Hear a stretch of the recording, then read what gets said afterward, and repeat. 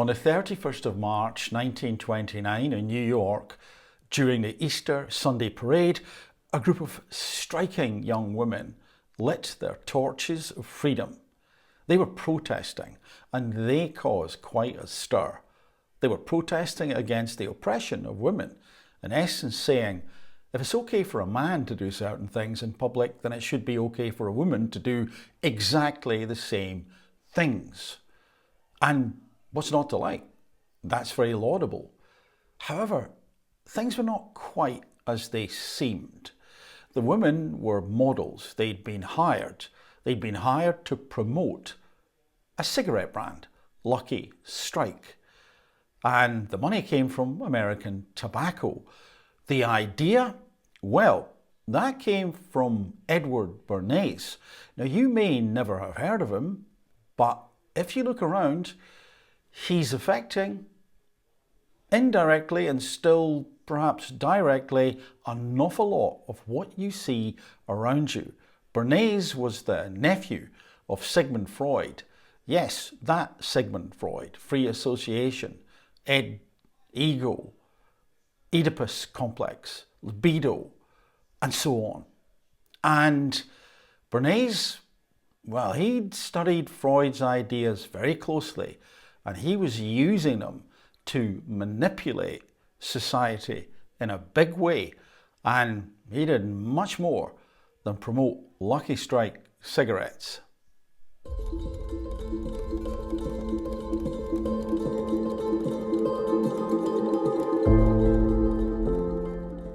To help us unpack that, let's access a couple of articles. We'll begin with this one. How one man brainwashed humanity to be mindless consumers. A reliable way to make people believe in falsehoods is frequent repetition, because familiarity is not easily distinguished from truth. Authoritarian institutions and marketers have always known this fact. Daniel Kahneman, you may recognize that name from other areas in psychology. Again, continuing with the article, after the end of World War I, big businesses in America were facing the problem of overproduction. Corporations realized that to increase profits, there needed to be a shift in the mindset of the masses. Their feelings were summed up aptly by Paul Mazur of Lehman Brothers, who wrote, "We must shift America from a needs to a desires culture. People must be trained to desire, to want new things, even before the old had been entirely consumed. We must shape a new mentality in America. Man's desires must overshadow his needs." Isn't that interesting? When you look around, whilst a free market, I think, is a good thing, there's an awful lot of desire, want, rather than need.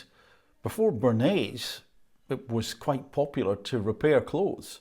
And after Bernays, well, look around. So let's delve into a little snippet from a book that Edward Bernays wrote called Propaganda, perhaps unsurprisingly. The conscious and intelligent manipulation of the organised habits and opinions of the masses, that's us, is an important element in democratic society. Okay? Those who manipulate this unseen mechanism of society constitute an invisible government, which is the true ruling power of our country. We are governed, our minds are moulded, our tastes formed, our ideas suggested, largely by men and women we have never heard of. This is a logical result of the way in which our democratic society is organised. Vast numbers of human beings must cooperate in this manner if they are to live together as a smoothly functioning society. In almost every act of our daily lives, whether in the sphere of politics or business, in our social conduct or our ethical thinking, we are dominated by the relatively small number of persons who understands the mental processes and social patterns of the masses. It is they who pull the wires which control the public mind. It's quite scary when you read it, isn't it? And yet, maybe you've seen this over the last few years. Maybe you've spotted some of those hidden hands, those agendas, that manipulation. And back to this article. During the 1920s, Edward Bernays came onto the scene armed with the knowledge of human psychology thanks to studying the work of his uncle Freud. One of Freud's main theories was that human behaviour is driven more by emotion and irrational forces in their subconscious than by logic and intellect. And I would say certainly when emotions are, well, allowed to run riot, then those drivers, those emotional drivers, can diminish logic and intellect, sometimes quite spectacularly. Anyway, we'll go on. Bernays believed the masses were stupid. That's nice, isn't it? He certainly went out of his way to make them stupid and could be easily manipulated to consume more. Yeah, as it turned out, that was true, but maybe because people weren't quite as informed as they are these days. But still, it goes on. He did this by showing American corporations how to make people want things they didn't need, by marketing products to people's emotions and unconscious desires. Freud. Very clever. I mean, cunning, ethical, don't know, but certainly clever. So let's look at 7 areas within which propaganda, it's sometimes called in the literature around Bernays, PR as well. But propaganda, of course, has got other connotations. Propaganda, by the way, can be good, but it can also be bad and used for, well, not good purposes. Anyway, what have we got here? This is a small sample, by the way. Name calling. So you'll see this. You see it with politicians. You'll see it with world leaders. You'll see it with almost any group who are trying to influence you to be in their group and the others, them and us. So name calling. And you'll see it very much right now. I won't go into details.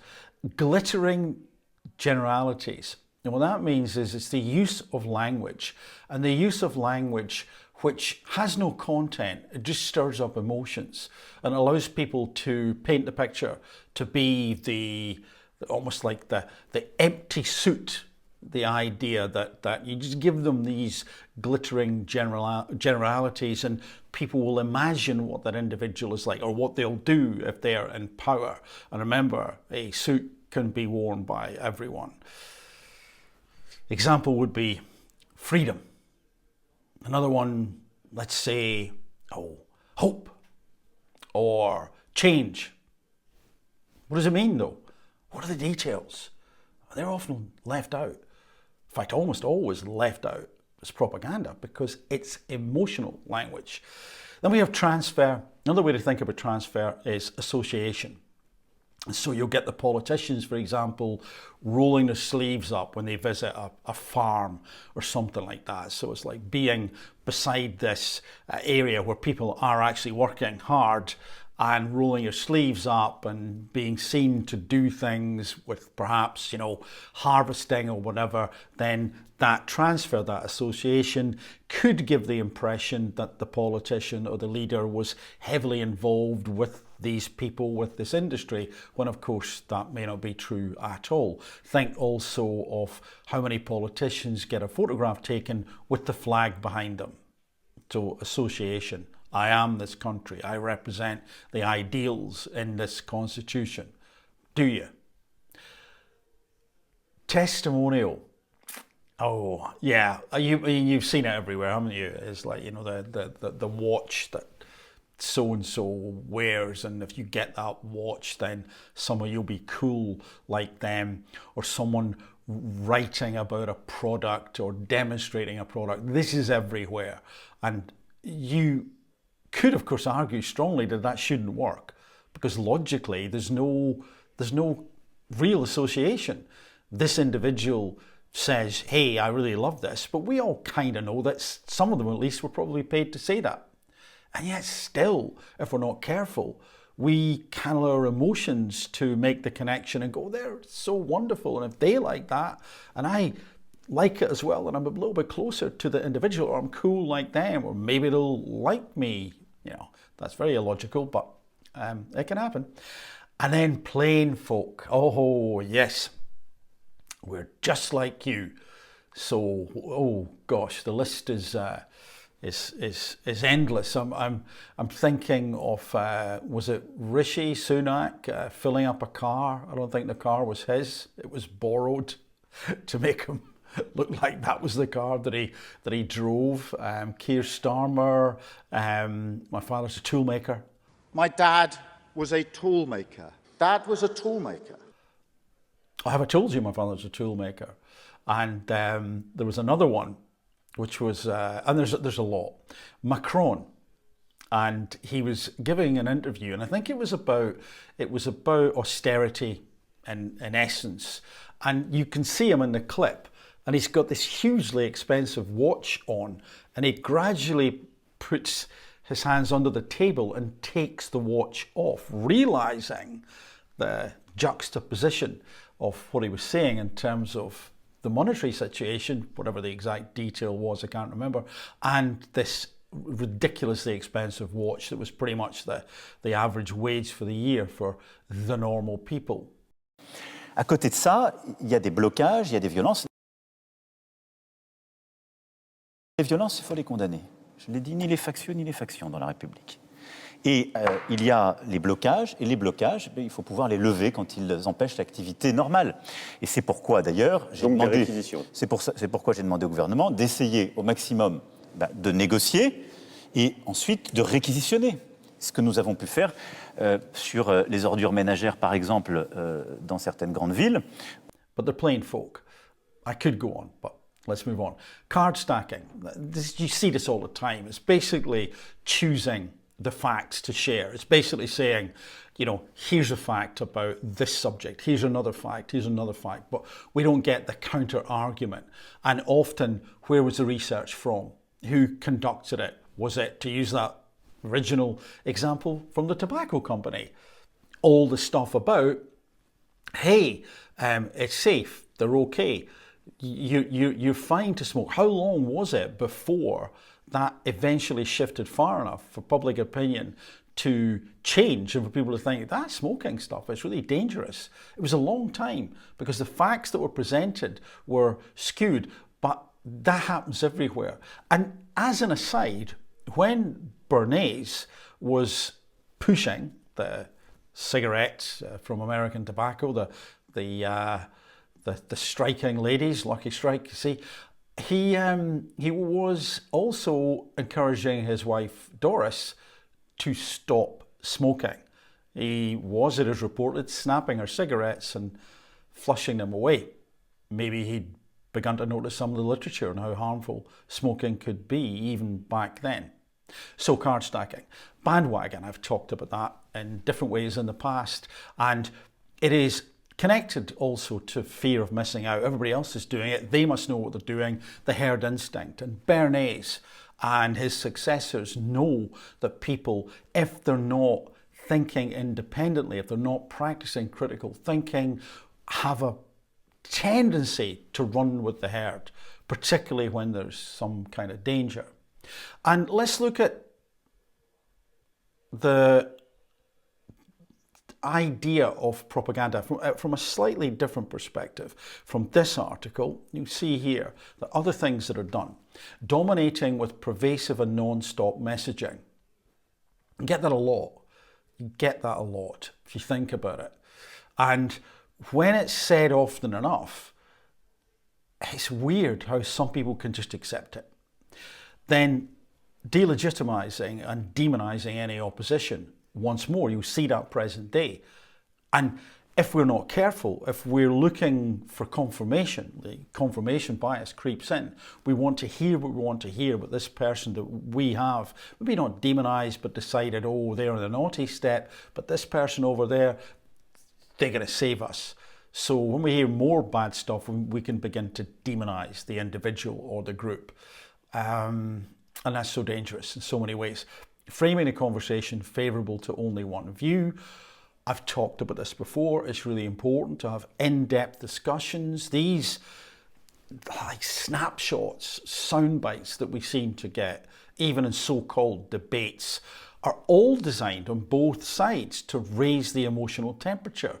But we don't seem to be able to get towards some of the detail, or at least not with some leaders, not with some groups, not with some politicians. That's why I'm always recommending longer form, where the temperature, the emotional temperature, is lowered. Yeah, it can be boring in some parts, but it's so important to understand who these people are. What do they really represent?